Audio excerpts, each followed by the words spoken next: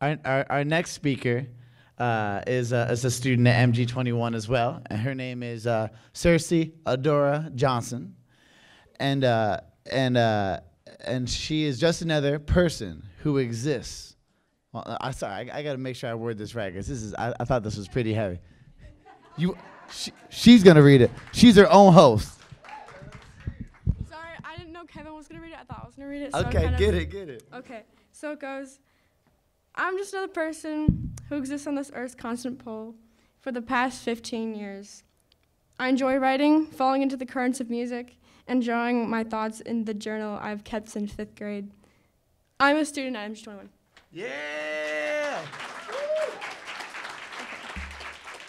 I'm going to bring that mic stand down. Okay. How's that? Is that too low? Sorry. Too high. Right there? Yeah, it's pretty good. This is more of like a poem than a story, but there's a story inside of it, so, you know. There's this mug. It sits in the living room. No one really touches it, I'm guessing because it's filled with inkless pens and broken pencils. Pieces of mass that just sitting there, wasting space. Like the living room no one really goes into, except for the time between 6 to 8, the TV clicks on where my mom forgets the work she does to keep the water pouring and the lights from fading dim. This is when I sit in my room, the aroma of my room, chasing mental states into a cave and forgetting to thank her that I have one. I ask myself, why is it that when the sun is shining, I keep the curtains closed? The voices in the corner of my mind lit up my eyes and said, this is where your demons hide and where you become them. This is where my past are no longer memories and you become that too. Every teardrop, every car ride, every I miss you coded in abuse, every windowsill I'd sit on, inhaling every musty speck of dust that coated the ladybug's dead, decrepit bodies. I miss that smell, a scent that travels to a time before this violence. It follows me from the age of 5 to 15, from yelling through the floorboards into sleepless nights. Since the age of 13, I've been in a battle with my mind. Every day I'd pick a fight just to get out of bed in the morning, just to condemn the isolation of every fluorescent light above me. I'd keep my sanity with the makeup on my face, where the girls' bathroom was renamed to. This is where you'll have your daily panic attacks. I'd pray no one would walk in, and if they did, I'd cradle my knees together over the toilet seat and hope to God they didn't hear me cry, or see it on my face when it was time to get back to class, or when they'd catch me running away from the clocks through the hallways of what I considered pure hell, deprived from our individualities, entitling them to the biggest authority figure. This is what we learn. This is how we live. This is who we are. From every office cubicle to every passing car, I'd like to think it's purposeless to pass the scent of gasoline. Reminiscent of this blasphemy, returning into catastrophes of lack of sleep and constant need for validation.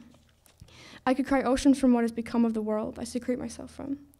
With every thought that swiftly passes through my mind, and every night that fills with starry skies, I remind myself that, though it's hard to see, beauty still remains. That of which I'll hold your hand and cry about the spiders that were smashed under the shoe of this kid I knew in the 4th grade.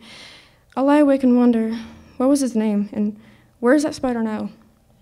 I'd guess some things are meant to be hidden, secluded from our minds. I was a pessimistic kid, taken from our innocence from the age of 5, restoring our lives with every night we slept at the shelter.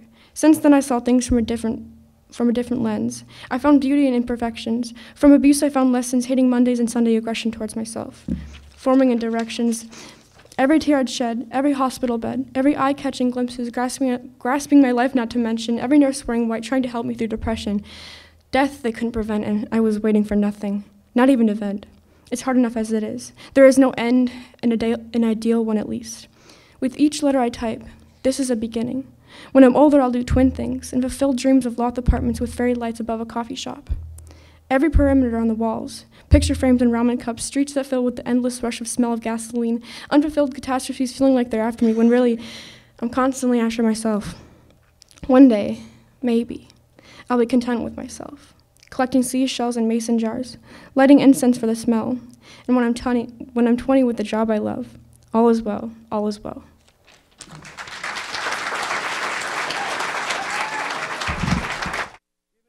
Give it up, everybody.